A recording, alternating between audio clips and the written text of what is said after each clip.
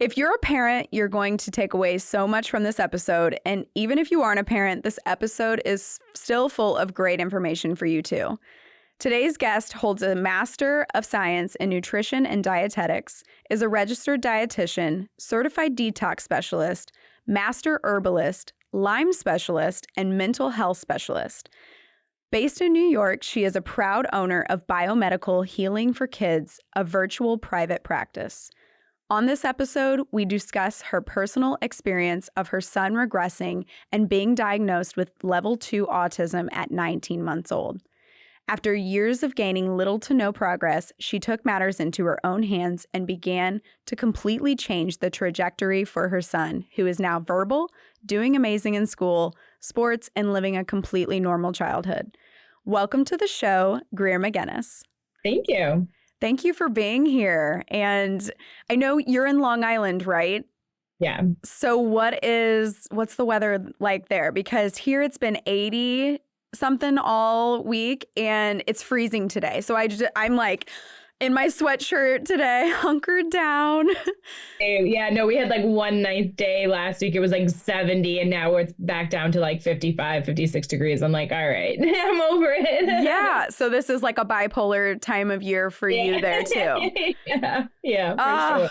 I don't love it. I'm a sunshine girl. So if I could, one day move to like a southern state, that's where I'm headed. Yeah, no, I agree. I know it's like, especially like in New York, we have such like wonky weather, like bipolar, like it's like up, down, up, down, up, down, especially in between like April and May. So yeah. I don't love it. Like I said.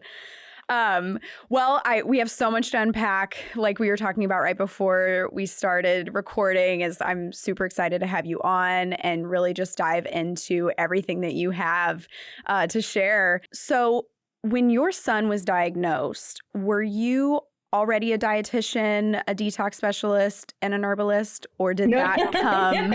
I was a dietitian, yes. Okay.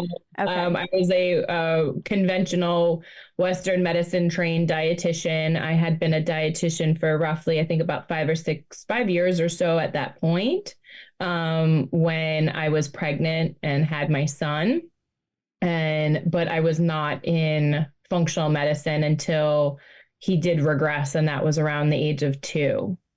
Okay. So can you take us into that a little bit of, your experience of him at that time that he regressed, what he was going through, and then also your experience of doctors, therapists, specialists, kind of like what they were telling you at that time, which then made you want to become, like you said, more into functional health and the herbalist and detox specialist. Yeah, of course. So when Keegan was born, I didn't have the greatest pregnancy and, but there were no questionable issues. I was a healthy person, being pregnant. He was born healthy, Apgar score was perfect. He was always tiny. My husband and I are not big people. I'm 5'4", he's 5'7". And, when I looked at my husband's growth chart and his growth, he was pretty much neck and neck. They were identical. So there really wasn't any concern or issues for me until my pediatrician was around 9 months. She's like, I just want him to gain more weight. I just want to rule out if there's, and I said, well, he's pretty much on par with my husband. I didn't, think anything of it really, So I actually, she told me, go through early intervention because then you can get free assessments and stuff. And if it is, then it'll be covered. You don't have to pay out of pocket. So I actually had Keegan assessed at 9 months and 15 months for anything, any type of oral motor issues, swallowing issue, anything that just to cover my bases to say hey, and he was a happy baby. He ate, slept, pooped, peed,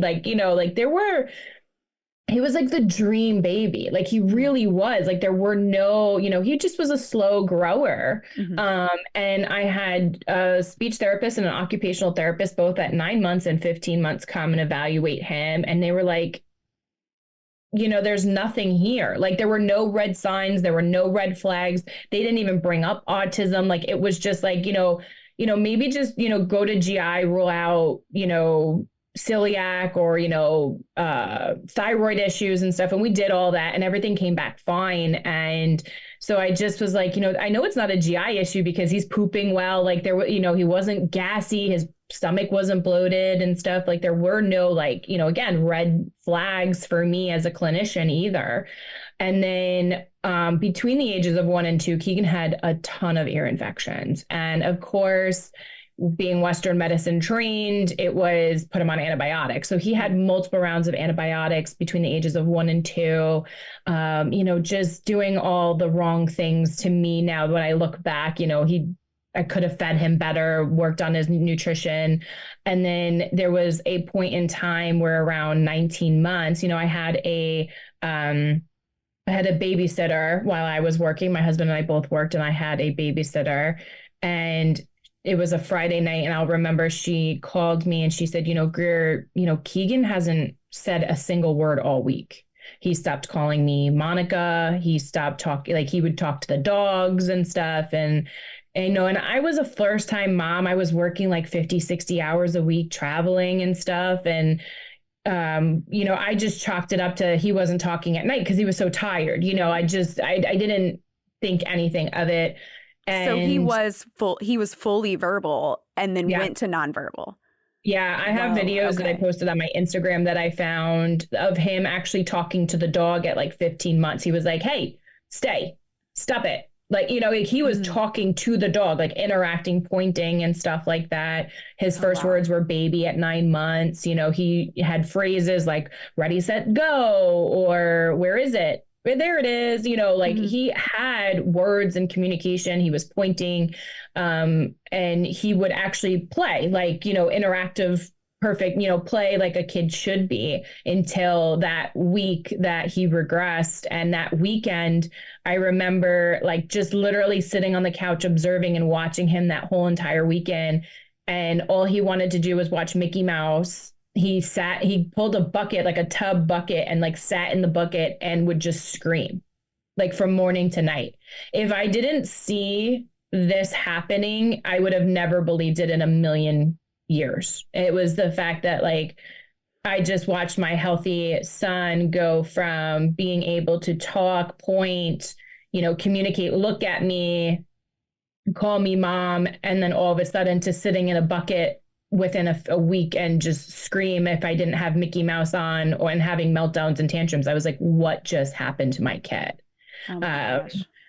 I called that speech therapist that came to the house twice that Monday. And I said, because he gave me his card. He said, listen, if, you need me, just call me if you have any questions, in the future.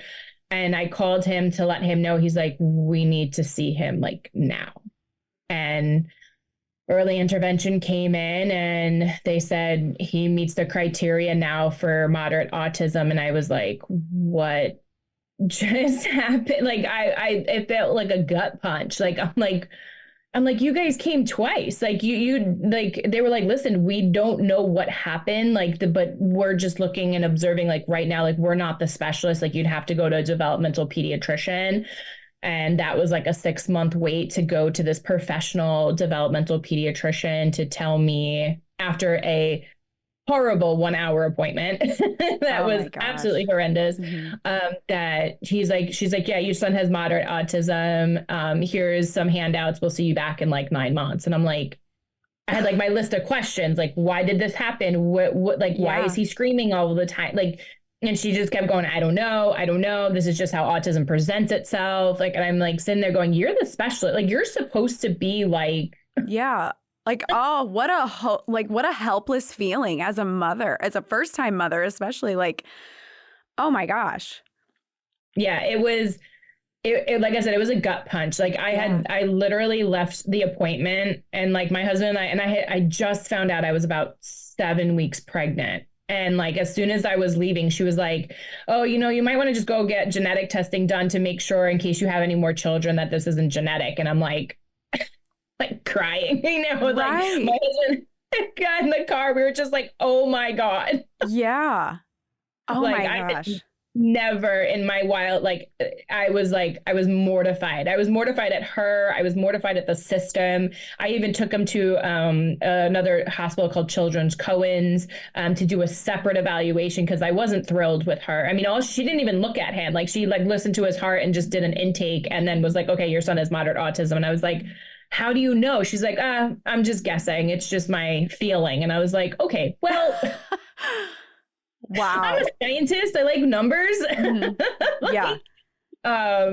So that's when I went to Children's Cohen's and they did it the correct way. They did 2 separate individual visits, one with mom, one with dad, 2 weeks apart. And they actually did an ADOS test with him. And then they both concluded that he still had what they considered moderate or level 2 autism.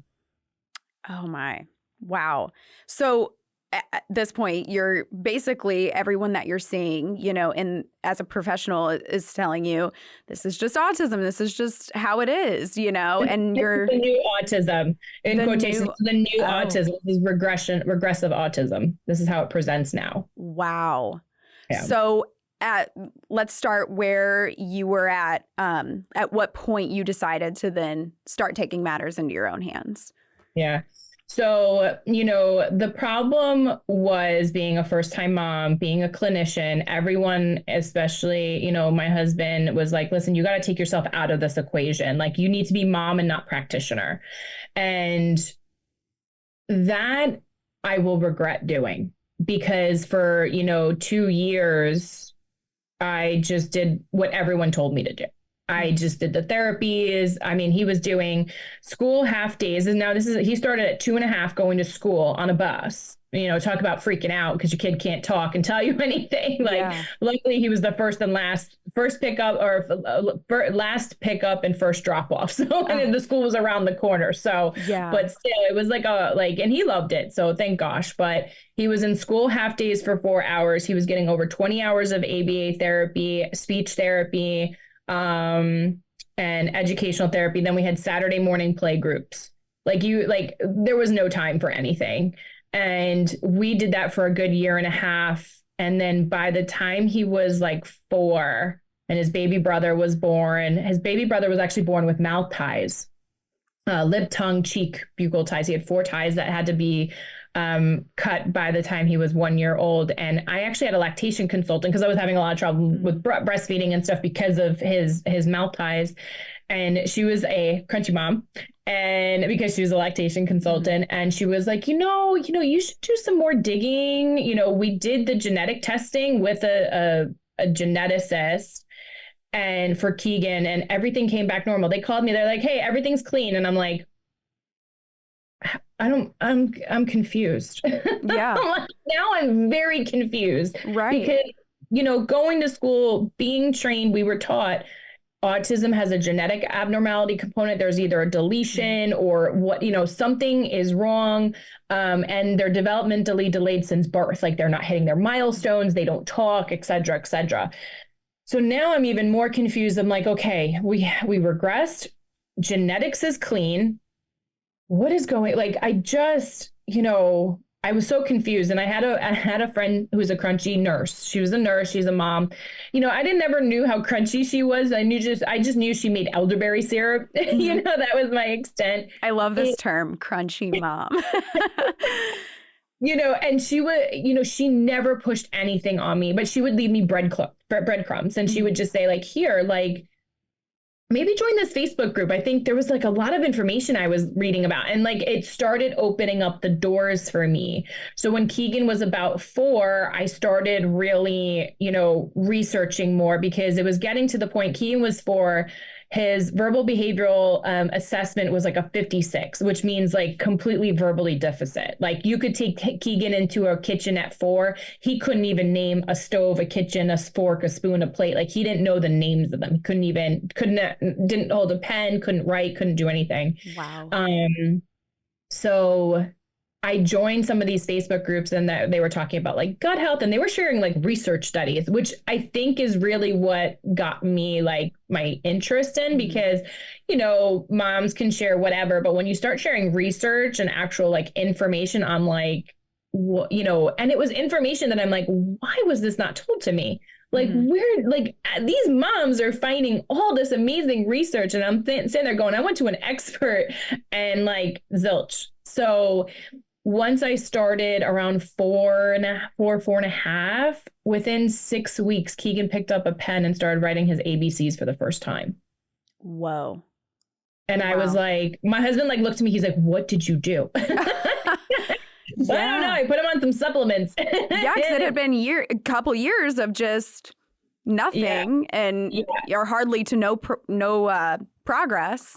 Yeah. And wow. Within 4 to 6 weeks, he started writing his ABCs. He actually spoke his first sentence, and he just started communicating. And now he's like unstoppable. He's 10 now, and you know, it's just it was mind blowing to me, because I was like sitting there going, you know, like.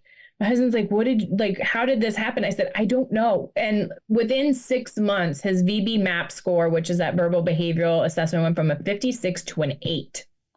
Wow. And I have that documented from the ABA therapist that I had coming in the home, because we were paying privately, because outside he didn't qualify for ABA therapy in the school district. So we did private ABA therapy in the home, and I had him assessed that summer. It was I think it was like July, August, whereas VB MAP score was a 56. And by December, it dropped to an 8.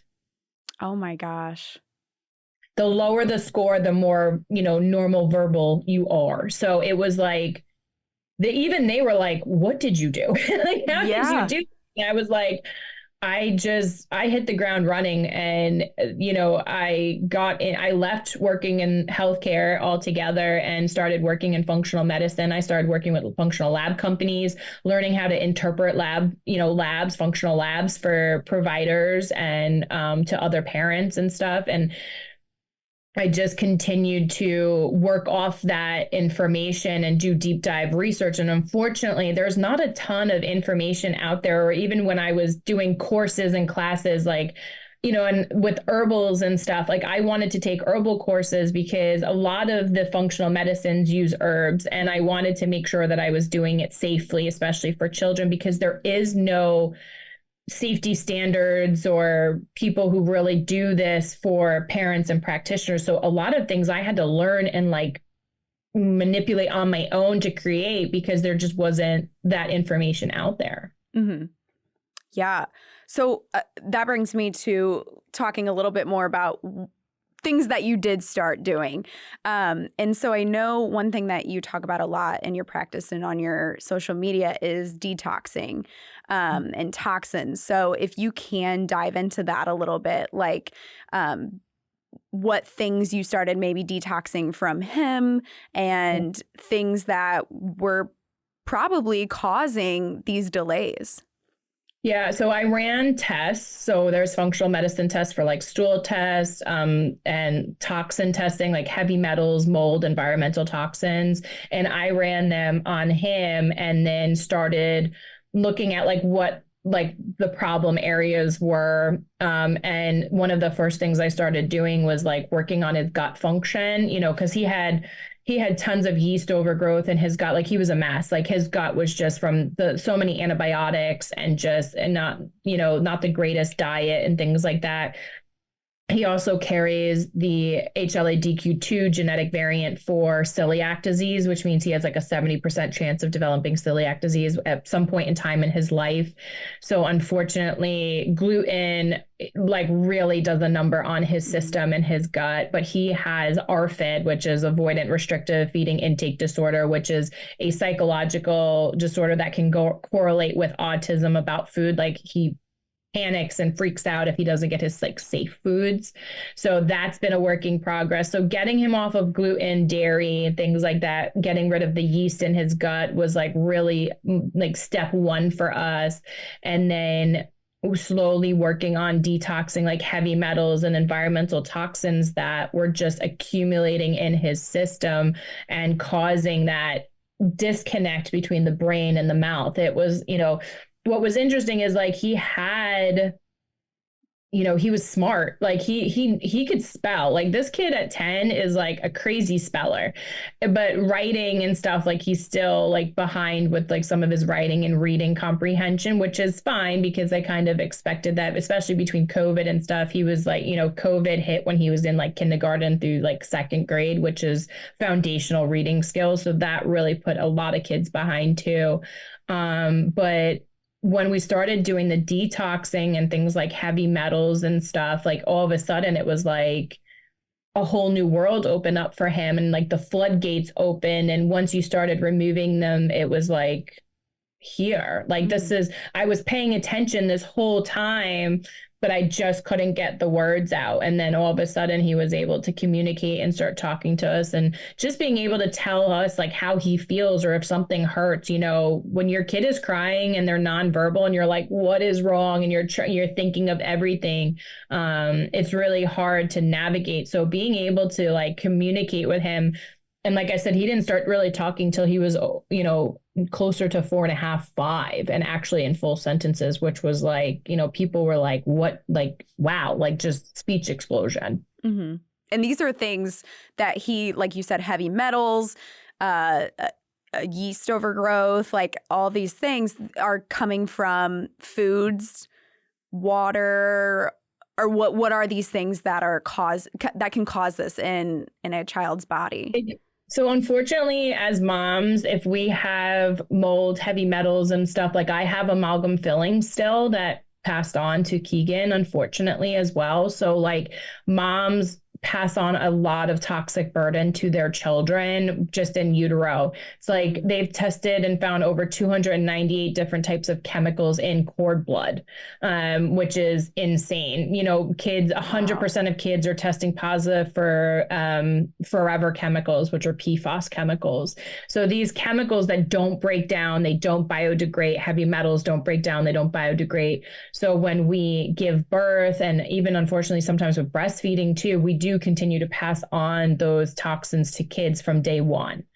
Then as they're growing and they're developing, their bodies are so different than ours. For pound, they breathe in more air than we do. They drink more fluids than we do. They absorb more through their skin. So anything that's around, that's why lead could be such a damaging thing, especially in a home, because kids can actually absorb the lead from like just the air. So anything from your water supply. We have some of the worst water supplies in the United States that contain all different types of heavy metals. I'm down a rabbit hole with water right now. I'm like, it's a rabbit hole for sure. Oh, my whole family thinks I'm nuts, but yeah, we're doing a huge reset on our water situation at my house. Yeah. So yeah.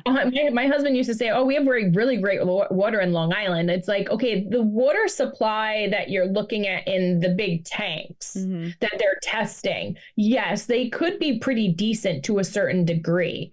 But the problem is once it leaves those water towers and it comes to your home, it's all the pipes. Yes. The pipes are more of the problem than the actual water that we're getting it from to begin with, because the pipes are made with all different types of metals, including lead, aluminum, etc. So tellurium, tin, etc. Like there's just so much. So the tap water you're drinking, or the water that you're bathing your kid, they're absorbing that, they're drinking that on a regular basis, and it's consistently being, it's consistently toxic.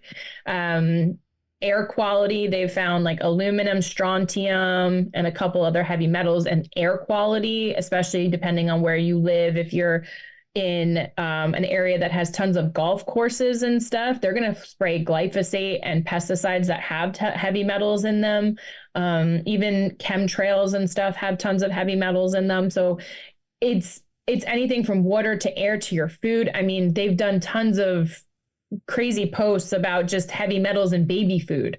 And a lot of that just comes from the ground. I mean, it's not necessarily from the manufacturing themselves. It's actually from where they're getting the fruits, vegetables, and stuff to make the baby food. If the ground is contaminated with heavy metals, of course, the food is going to be contaminated with heavy metals. So it's just kind of like this hamster wheel of constant exposure. We come in contact with up to like 800,000 toxins a day. Oh my gosh, that's a crazy number.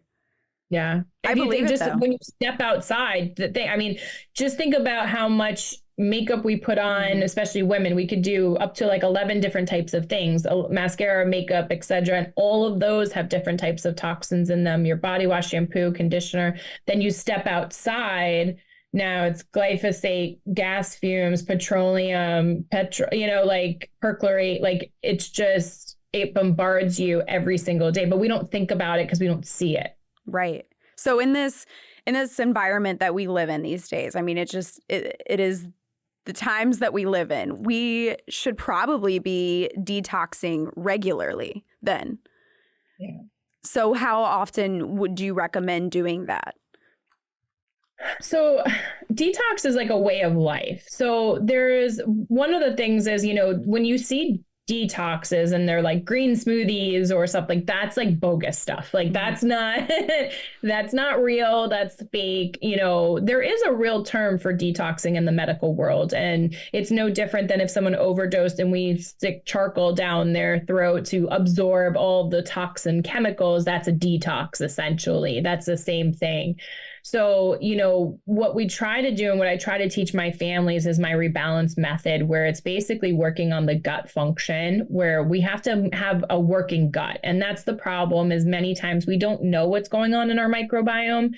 So we just assume, and everyone says, oh, you have a liver and you have kidneys that will detox. Well, yeah, if your gut works and you're absorbing your nutrients and you're not nutrient deficient, your body's going to work. Yay. But if you're not, and things like, I mean, for instance, glyphosate we know can deteriorate the gut lining, and it impacts cytochrome P450, which is one of the first phases in the liver detoxification. It actually halts it from actually working. So if you have those toxins in your system and you're not aware of like how things are functioning or your nutrient status, nothing's going to detox. Like you're going to be halted and just start accumulating those toxins. And that's where we get those symptoms of like toxic load coming from. Right. Wow. So detoxing is like more of like a way of lifestyle. Like you have to kind of avoid the toxin, like avoidance as much as you can. We want to try to minimize that exposure first. That's why we try to set up your home, make sure you have like air filtration, water filtration. We work on your products and your food and things like that.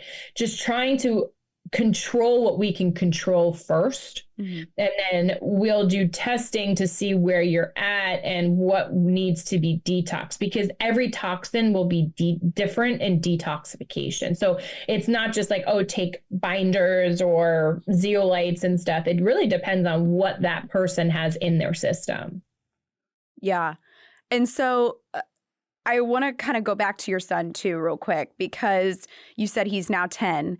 He's now fully verbal, and his progress is like off the charts, from where he started at, in this whole process. And so can you tell us like all the things that he is doing now? I know I've heard you on another podcast talk about he's playing sports.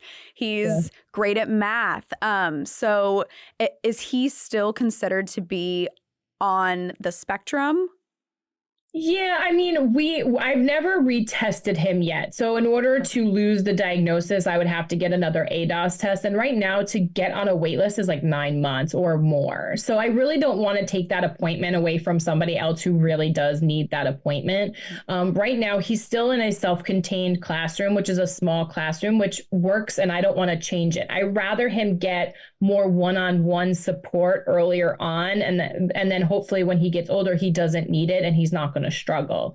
He was getting lost in those integrative classrooms because you have 24 kids, half have IEPs and half don't. And when I walked in there, I was overwhelmed and I was like, get me out. So I can only imagine for a kid, who's still like behind a little bit, how that could be so overwhelming. But yeah, so he's in a small classroom. I think it's like what they call it, a 1-13-1. So like one special ed teacher, 13 to 14 kids, and one regular teacher in the classroom. So he gets a lot more support there. But yeah, he's mainstreamed for math. Like, so math, he excels. Like he doesn't really need any support. He can he loves to tell me that he's always the first one done to finish his tests and stuff. Like it's like a race, and it's always accurate, which is like, we're always like, all right, why don't you slow down, re-look at it and stuff. And then he's like, yeah, but it's right. Yeah. So, Oh, that's awesome. um, but yeah, I mean, he's like I said, he's still a little bit behind with reading comprehension and reading. I was too as a kid. Actually, I had word retrieval problems when I was a kiddo, but back then they used to hold us back. So I actually repeated the first grade twice because of my learning disability, because at that time we didn't have all the special education that we do today. So he's continued to grow. He's continued to make amazing progress and always meet his goals by the end of the year for his IEP, which is a beautiful thing. So right now I have no problems with him being in the self-contained until, because he's going to be going into 5th grade, and then 6th grade, he'll be going into the middle school. So I want to give him as much support before he goes more of a mainstream middle school. But yeah, he can communicate, he could talk, he could play video games. Like, I mean, he's like, you wouldn't know until you started talking to him that it's almost like talking to Sheldon from The Big Bang Theory a little bit. Sometimes we don't understand those social cues and stuff like that. He's a little quirky, but I love him to death. And yeah, he loves judo. He's doing amazing in judo. He's getting ready to get his yellow belt, which is super exciting. And yeah, so he has friends. He plays. Like I said, you wouldn't really know until you started talking to him a little bit that it's like we just have like a little bit of gap space. But again, he's only 10, and we're still making progress constantly. Yeah. And so that leads me to my next question, which is routine practices that you do every day still to make sure he doesn't regress. But along with that, like just things that you would recommend to all parents who may not have a child that is on the spectrum or was on the spectrum, just little things that we can do as parents to make sure that our children are as healthy as possible. Yeah, I mean, I usually start with like my 4 pillars, which is clean water, clean food, clean products, clean air. And the reason why is because that sets up your home. So if you have clean water supply, then we know that your kid's not constantly going to be storing more and more toxins. Clean air, because they spend up to 10 hours in their room a night for sleep. Let's make sure that they're not breathing in like fumes and stuff that they shouldn't be. Clean products, anything that they're brushing their teeth with, your like soap and stuff like that, and clean food, like really trying to get rid of the ultra processed food. It's like, kids eat over almost like 70% ultra processed foods every single day. Like that's it's easy. That's what makes parents are just like, go. Here's a little snack. Yeah. I mean, both parents have to work nowadays. Yeah. People are like trying to do like the clean, whatever's easiest and stuff. And I totally understand. But when we look, I mean, I had a big gripe with the principal the other day because I found out that their kids are getting Pop-Tarts, donuts, and Takis at lunch and breakfast. And I was like, what is going on here? I hate Takis. My son, I don't know who introduced him to him, but he's always asking me for them. And I'm like, no, just no. Yeah. Listen, and if your kid, I don't ever want to say like, one of the things as being a dietitian, we are always scared about feeding culture for children. We don't want kids to have a feeding disorder or stuff like that. But we also want to teach them like foods like that are every once in a while. They're not an everyday thing. They're not a once a week thing. Like they need to be like a treat every once in a blue moon kind of thing. And that's okay. But, when I look at the ingredients and stuff, the part of me is like, God, burn these. Like just like, get rid of them.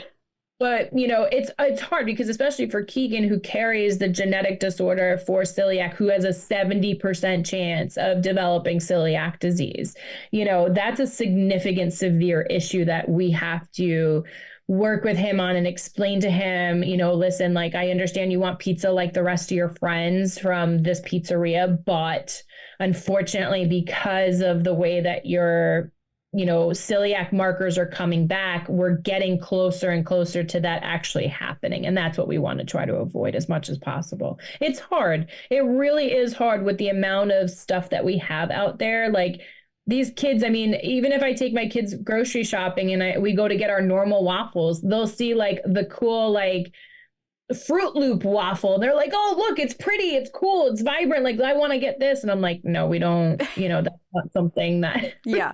mommy wants in the house. I know what I say to my kids is I'm like, when have I ever bought something like that? They're like, okay, I'll put it back. Like they just already know I'm not about it. We'll do little things like Chick-fil-A, sometimes or whatnot. But I explain to them, I'm like, hey, balance. Like we had Chick-fil-A and now we're not going to have processed food.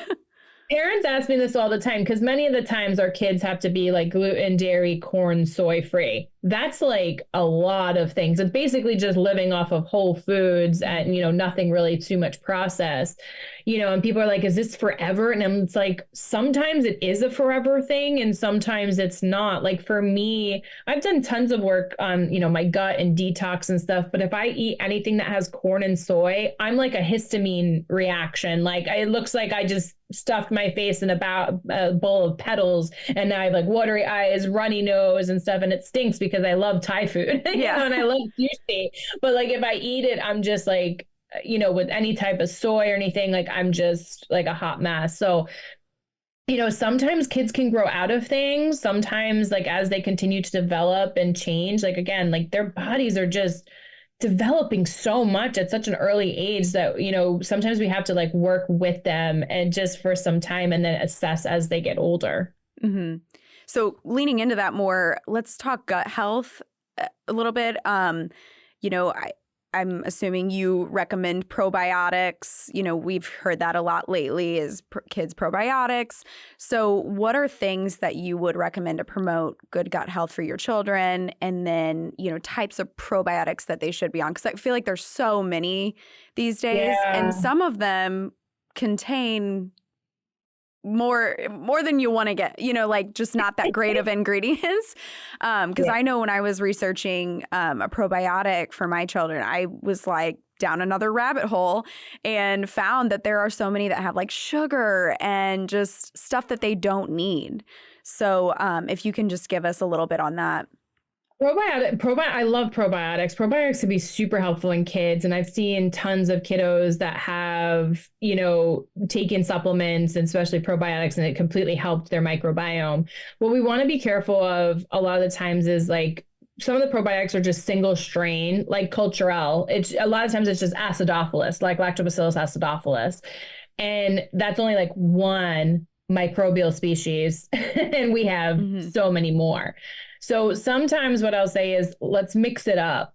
Like, we might, and that's why I do stool testing because it really does help like narrow down what probiotic would be best. We have your normal flora-based probiotics, which is like your lactose, your bifidos, your beneficial, and they're usually broad spectrum, which are great ones to have.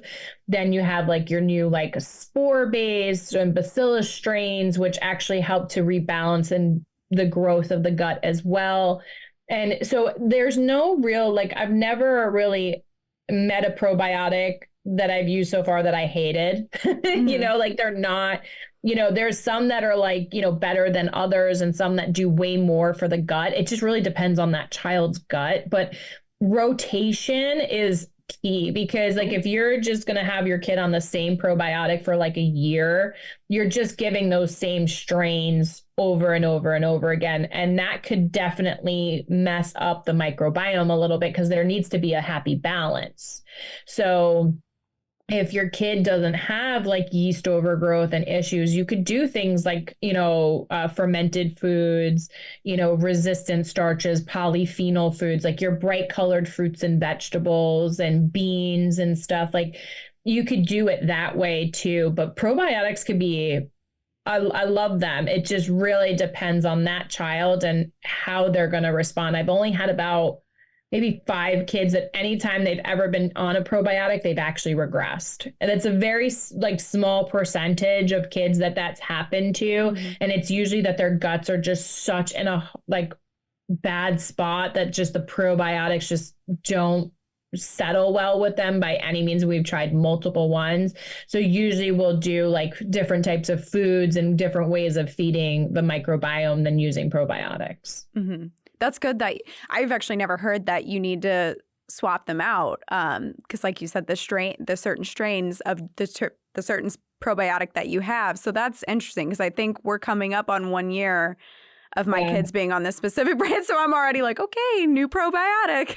Yeah, and it's about diversity. So like some parents will do like every other day a different, you know, maybe bacillus versus like broad spectrum and stuff like that, and just like try to mix it up, or, you know, and it also depends on the kid and their food. So like, you know, I'm a firm believer in like, if we can get it through food, like fabulous, like that's what we want to try to do. But if not, like we have those supplements now that are available to us to like get things on the right track. So like when I'm doing testing, sometimes these kids' guts are so far to the right, I could put them on the most perfect diet on the face of the planet and nothing is going to bring it back until I do some of that supplementing and gut work. Like, you know, it's just not feasible all the time to just expect that a perfect diet will then take somebody's gut who's so far to the right and just put it back on the track and be like, okay, you're good to go now. It just doesn't happen. And I haven't seen it.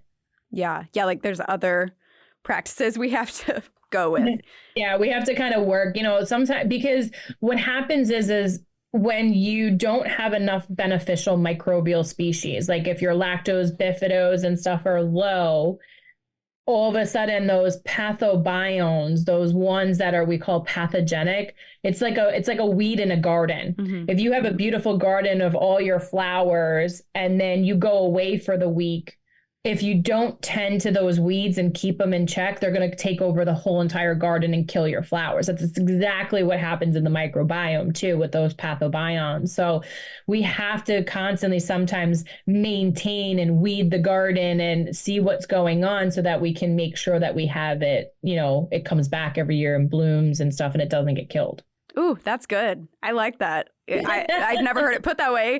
And yeah, I love that. Okay, so I'm going to try not to butcher these words, but I heard you talk about this on a podcast, and I thought it was so interesting because I had no idea anything about this. So I wanted you to, if you can, explain epigenetic and nutrigenomics.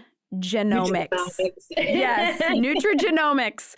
How, like what they are, what each of those are, and then the correlation to autism and ADHD. Because I know when you said your son was going through, or when he was being diagnosed with autism, his genetic testing came back fine and clear, like you said. And so if you can explain these two and their correlation too. Yeah. So when I took Keegan to a geneticist, they were doing gene mapping. So they were looking for specific genes that we do know have a correlation with autism spectrum disorders. So very similar to like Fragile X syndrome. Like if you're born with Fragile X syndrome, you will likely have autism because of how that deletion or mutation occurs in the body and how it affects the brain and growth, you know, et cetera. When we're looking at epigenetics and nutrigenomics, that's like, it's still kind of, I want to say like in an infancy stage, like we're still trying to figure out how that plays a role. So with like epigenetics, I'm sure people, and if anyone's listening or you've ever heard of like MTHFR, you know, methylation cycle. Dr. Ben Lynch made this very well famous. Plus, you know, we have like COMT mutation, we have GSH, which is like your glutathione pathways.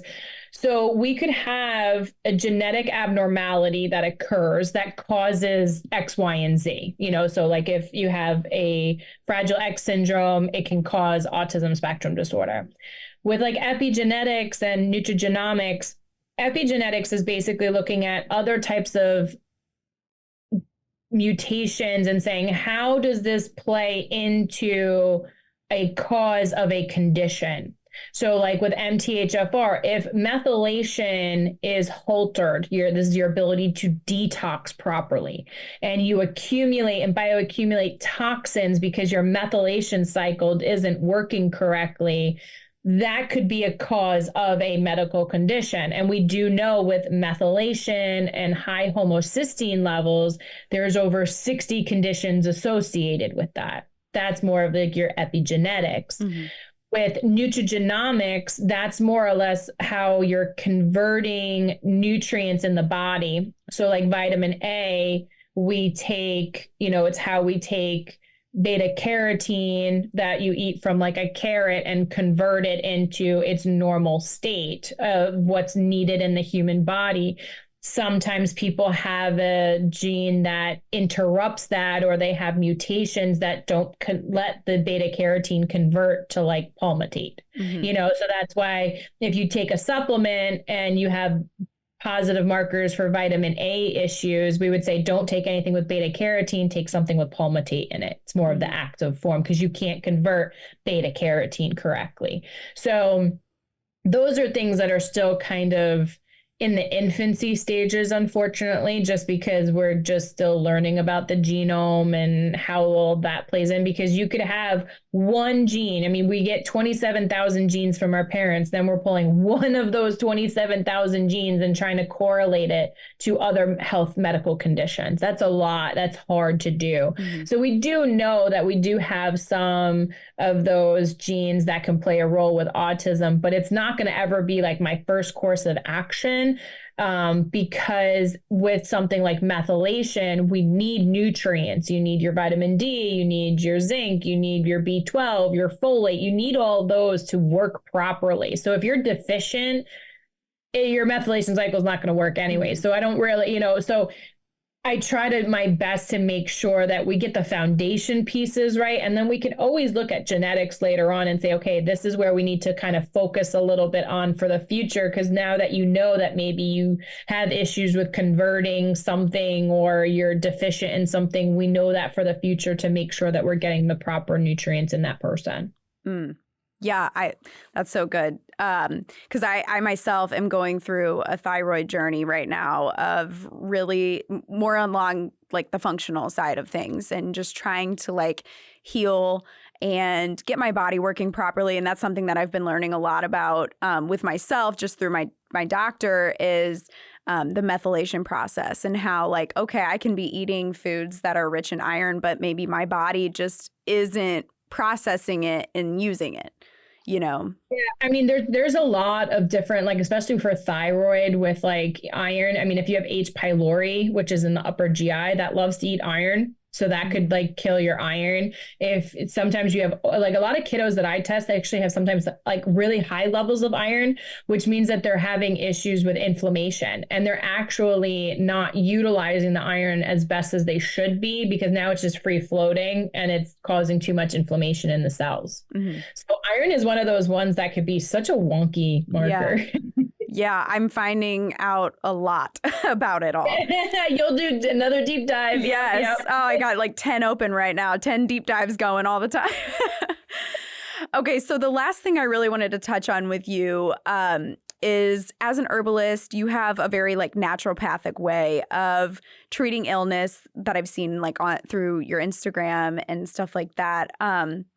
What are ways that you like to go about treating things such as like the common cold, stomach bug, seasonal allergies? And I'm asking these things because these are things that like, children get a lot. And, your child has a low grade fever. Well, we're taught to, okay, give them Tylenol, ibuprofen. So what are some alternative methods that, like I said, are more on the naturopathic side? Yeah, I mean, and it really depends on what you're dealing with. I mean, there are times that like, I think it was last year, like one of my kiddos, like, sometimes I'll keep Motrin on hand. Like I won't have Tylenol, but Motrin, I will have on hand in case of emergency. My son had like 105.7 fever and I was doing everything I could to just like, work him through it, supporting him and stuff. And it just got to a point where he was like delirious. Like he just wow. And I was like, okay. And I gave him Motrin and it went down and he fine and he was able to continue. So I do work, we're what we try to train our families is to treat the symptoms, not the temperature, not, things like that, because we want to just make sure someone's comfortable too. And obviously if they're getting such a high fever, that could be a big problem and how they're feeling. So we want to just be, and every parent's going to have a different, level of like, oh, I'm okay with this versus not okay with it. And that's perfectly fine. Like no one's ever saying you can't reach for something to use if you feel uncomfortable. I love like detox baths and stuff. And you could do them when kids are sick with fevers, like with like catnip, Epsom salt, things like that, We essential do Epsom oils, salt a really. lot. Yeah, those are great to do. My daughter loves them. She asks for them. I'm like, I don't know if you feel a difference after doing these, but I'm all for it because Well, believe it or not, a lot of kids love the Epsom salt baths because most kids are deficient in magnesium. And so when you do Epsom salt, it does give a lot of magnesium. So they actually feel better, like pains, aches, pains, symptoms, and even sleepiness. They'll actually feel better and more well rested when they get that magnesium from the Epsom salt baths too. So those are great. I love teas, like catnip tea is great for fevers too.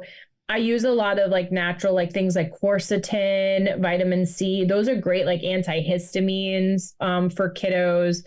Mule and garlic eardrops. Like my youngest, after dealing with Keegan and all of his major ear infections, anytime his little brother was on the brink of getting an ear infection, or I thought he was getting an ear infection, I was doing mule and garlic eardrops. I was doing purification oil on the on the bottom of his ear, like rubbing that on and taking him to the chiropractor. And nothing ever turned into a full-blown ear infection that he needed antibiotics for. wow. Fevers, there's so many different ways, like, cold, wet socks. Yeah, I've done onions in the bottom of the feet with socks, which are great. I've done black cumin seed oil is great on the feet too as a rub. Like I said, catnip, and they do make like homeopathy, like Highlands has like fever reducer and stuff like that doesn't, and that work has always just worked well for us, in any situation. We do the cold wet baths, we do skin to skin when they were little, things like that. And now they're older, so they're a little bit more like, all right, can you put the onions in the sock now? Yeah. And it's so funny because both of my kids had the flu right before Christmas this past year. And, my house literally just smelled like onion stew because I had one in this room with things hanging from the ceiling. You're just concocting all of it. Yeah, one in the other room, and I had to open up the windows because it was just stinking up the whole house of onion. Even the dog was like, "What is going on here?" But yeah, I mean, a lot of those things people poo-poo. Oscolo is great for flu and stuff. Genexa has great, flu stuff. There's so many things that are out there to do. Liposomal vitamin C. Beekeepers has an amazing vitamin C liposomal. So it's hard. It's a hard understanding. Like, I usually just say like, focus on one disease, like one sickness area and like, get your regimen down. But there's so many helpful people out there that can walk you through and tell you other things to do. But, sometimes it's just seeing what's going to work best for your kiddo too, and what they're going to be willing to take. So like, working with kiddos on the spectrum, they're not all going to be like, yeah, I'll take some vitamin C and put onions on the bottom of my sock. But, there's other things that we can do as well. Yes. So that leads me to also your practice, which is Biomedical Healing for Kids. You also have an ebook with a 31-day allergen-friendly meal plan for kids. So can you talk about those two things a little bit for people listening, and if they would like to go to your website to learn more about those? Yeah. So my practice is Biomedical Healing for Kids. Biomedical means like alternative functional approaches to, and integrative mostly. Like, I have no problem using Western medicine when we absolutely need to. But if we can do it and treat it naturally, well, that's what we're going to do. So I work with, mostly kids with autism, ADHD. Then I also work with kids with like eczema, skin issues, gut issues, like severe constipation, and really those like complex pediatric cases that nobody wants and nobody really truly understands. So I have, I do one-to-one consultations with patients. And then I also have an ebook because I have a lot of people that follow me from all over the world. And when you're new to this journey, I wanted to have like a book about detoxing and stuff, because that's what I get asked all the time about gut health and nutrition and detox. So I created this ebook it's basically like a mini course. It basically will walk you through the process of understanding how to set up your 4 pillars of detox and your foundations. And I have like a checklist so that parents can like follow along and make sure that they're like, focusing on what's more important, because as we were discussing going down rabbit holes. Mm-hmm. These parents are going down so many different rabbit holes, and a lot of these rabbit holes have absolutely nothing to do with their kid. So when you're wasting so much time and energy and focus on things that don't even matter, and I've done that too, like wasted like a month researching something that had nothing to do with my kiddo. So that's why we start with your foundations, working your way up to like the diet, nutrition, understanding. I have a food pyramid with all the foods that you can kind of try to focus on, herbs to focus on. Then we talk about the gut health, the nutrition, and then we talk about detox a little bit and how you can start that process, but safely, so that we can, make sure that your kiddo is, ready. Like we talk about my priming stages, which is like getting the body ready to even detox. And a lot of times that doesn't even involve supplements yet. That could be movement, lymphatic drainage, jumping on a trampoline, those types of things, red light therapy, castor oil packs, so we're going to talk about all those different things. So it helps parents kind of navigate this very complex world to find that balance of, okay, if I just make this one step forward, at least I'm making one step forward in the right direction so that I can start making a change in my child's life. Mm-hmm. It also came with a 31-day meal plan for breakfast and lunch, mostly because dinners are always kind of scattered, but people can take from lunch too. But what I found was a lot of parents really didn't know how to create a meal for a kid, or like how a plate should kind of look. So, and it's hard to try to find something that's dairy, gluten, corn, and soy free. So I created this with a group of amazing interns that I have. I love taking interns. So if you're a dietitian or a potential dietitian, I love taking interns. Ooh, yeah.